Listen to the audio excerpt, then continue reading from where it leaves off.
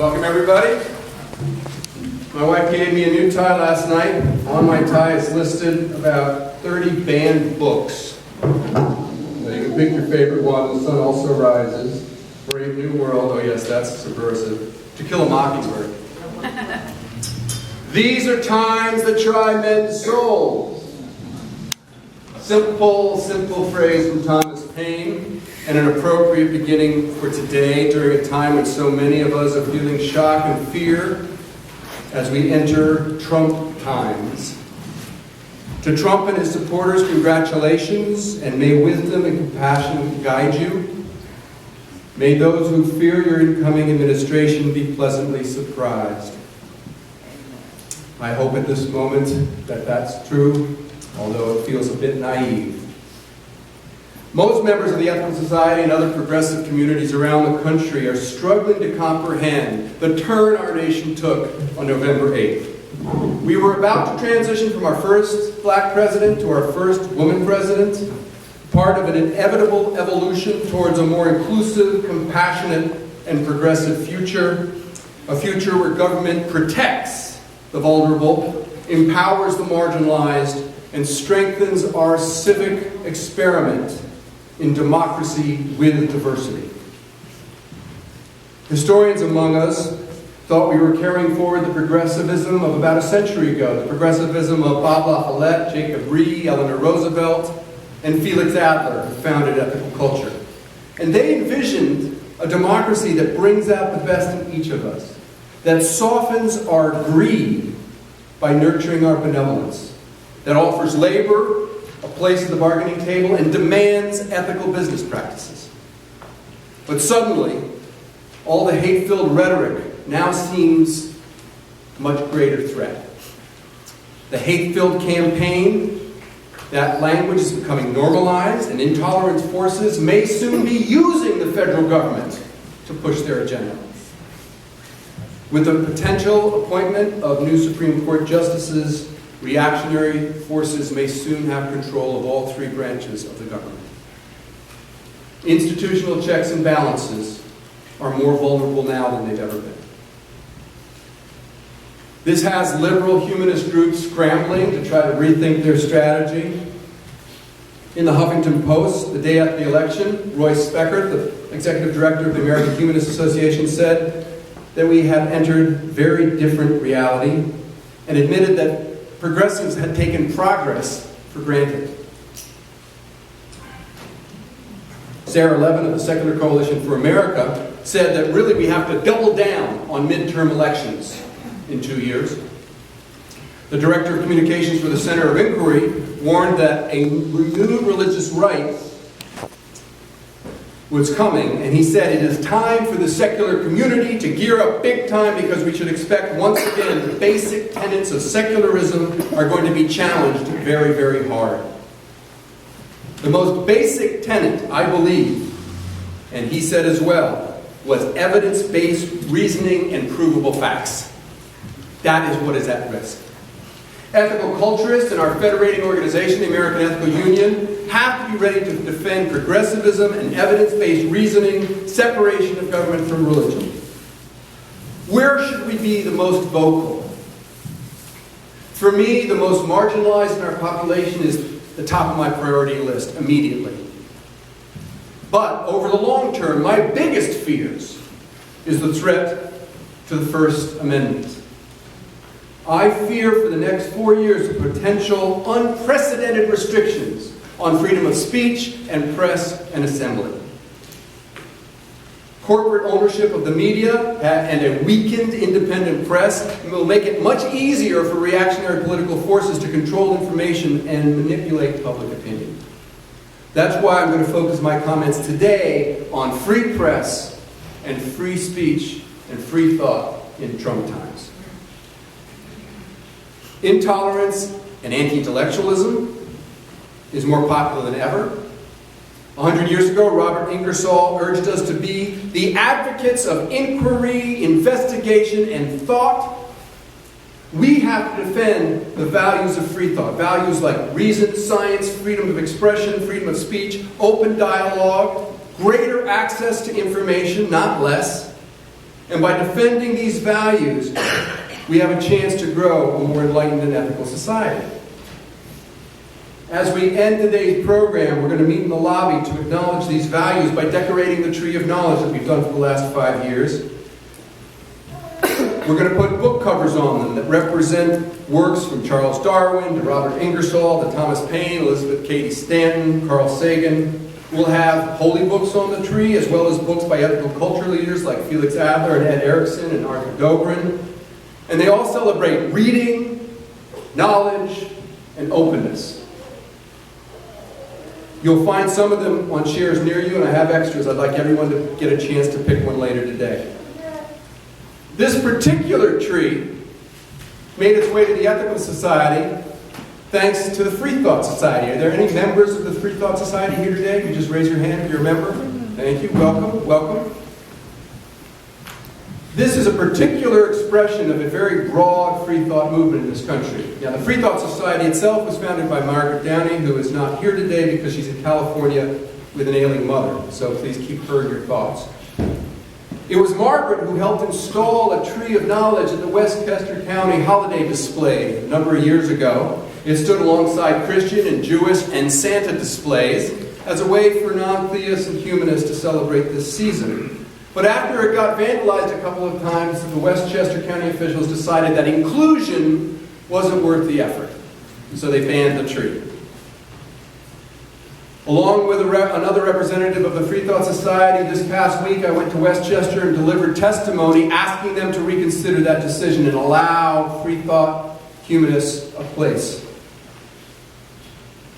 To better appreciate the link between free thought and free press, I want to offer some history. I'm going to rely on Susan Jacoby's Free Thinkers, A History of American Secularism. This is the ornament I'm going to put on the tree today. Because she points out how religiosity and this pious patriotism that we see are in league in attacking evidence, facts, and tolerance.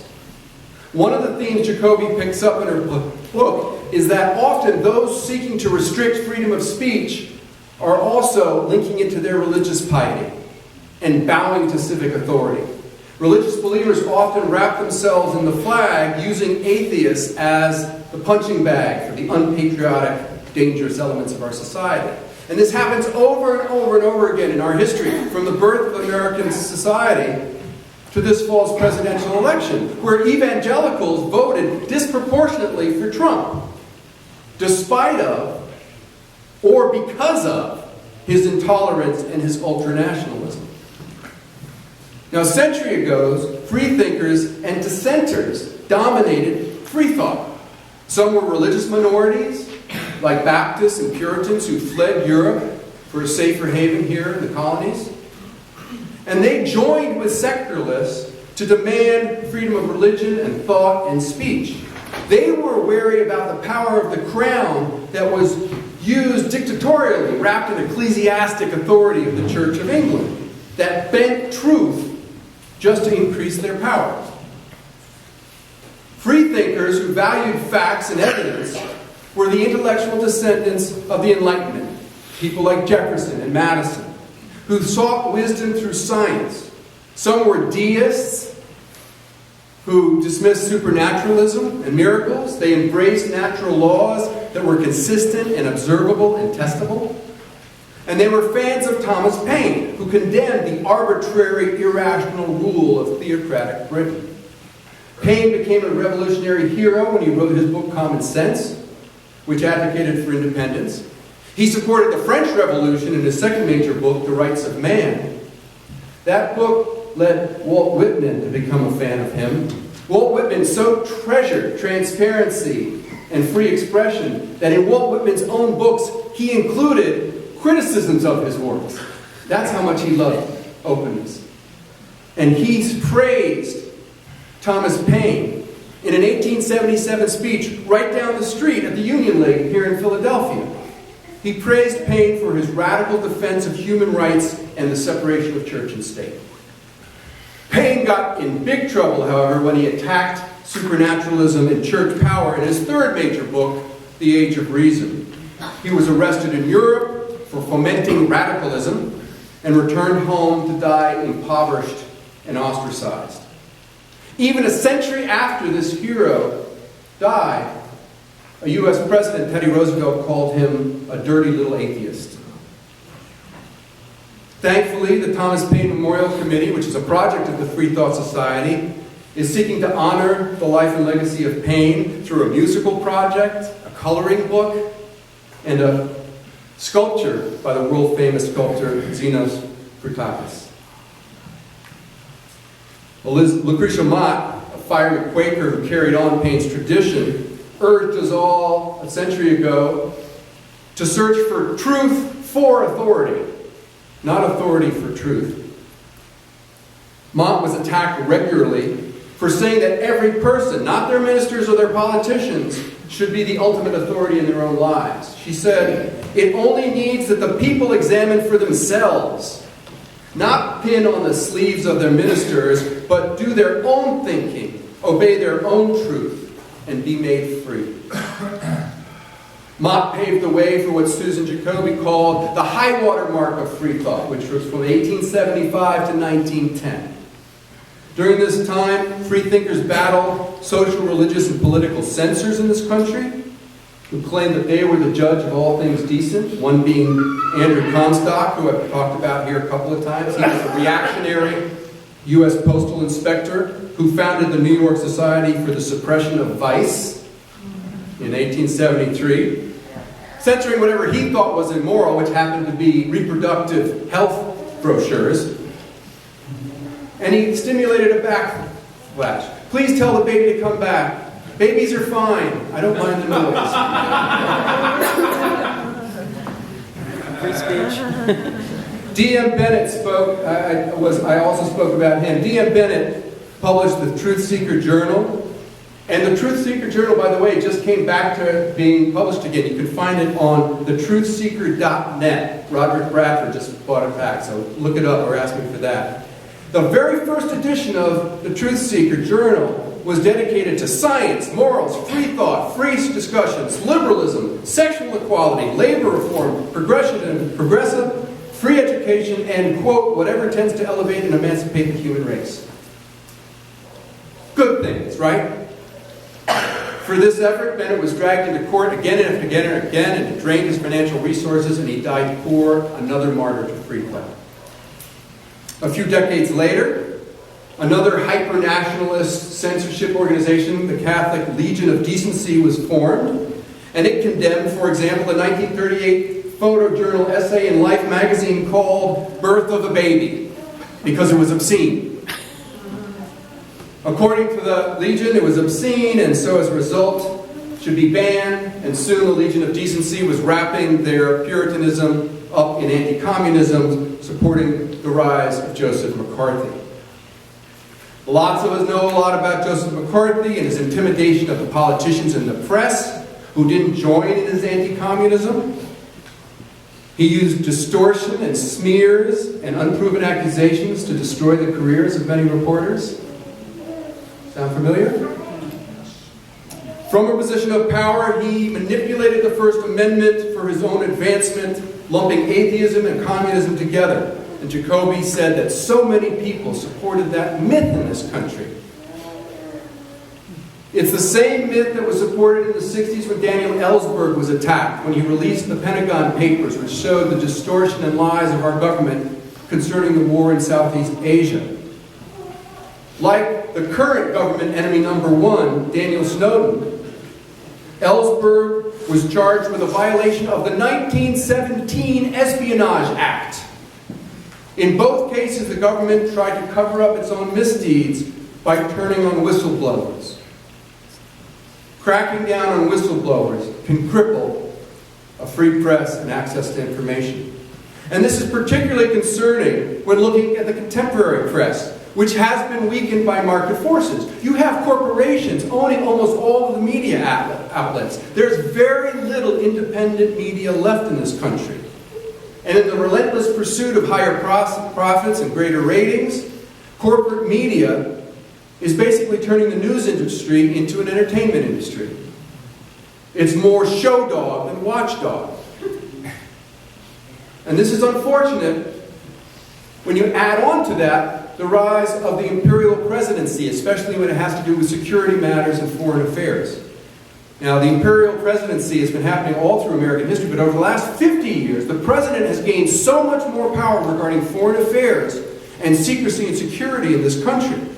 Both Newsweek and Glenn Greenwald was the man who was with Snowden when he released his information, singled out even President Obama for his attacks on whistleblowers and transparency and investigative journalism. Greenwald said that the Obama administration wants an unprecedented war on whistleblowers, so that, quote, everybody is petrified of coming forward with information about what our political officials are doing in the dark that is deceitful, illegal, and corrupt. You add to that the economic forces that are slashing funding for investigative journalism, and it's no wonder we have less truth and more spin in this country. You can get all the spin you want. So we have corporate control of the media, ever-increasing military and security power. Add to that greater military adventurism overseas. From Bush to Obama and Clinton, administrations have been feeding the idea of perpetual war. I mean, I think